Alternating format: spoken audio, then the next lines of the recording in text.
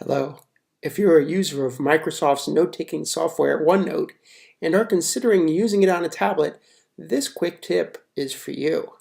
Today, I'll compare the iPad Pro with Microsoft's own Surface Pro tablet from the perspective of a OneNote user. First up, the iPad Pro pros. Number 1, handwriting. The Apple Pencil provides a smoother and more precise writing and drawing experience than the Surface Pro stylus.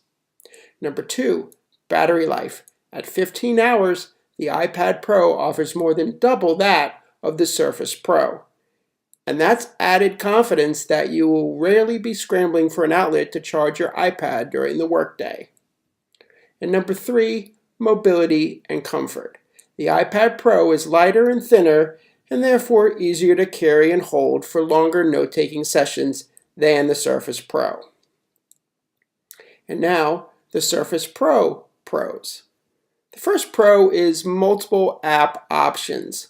Because the Surface Pro is a full-fledged Windows device, you can run either the basic OneNote app that is available in the Microsoft Store or the rich desktop version, which is currently OneNote 2016.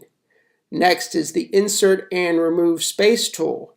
Adding and removing space is super easy to do with this tool on the Surface Pro, and it's not available in the iPad Pro version of the OneNote app.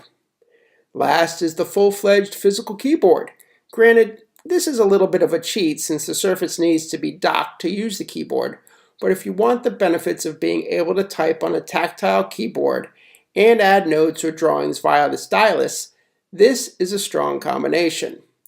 So that's a quick look at the benefits of using OneNote on an iPad Pro versus using OneNote on a Microsoft Surface. I hope that eases your decision making as you consider which mobile device to purchase or recommend to your team.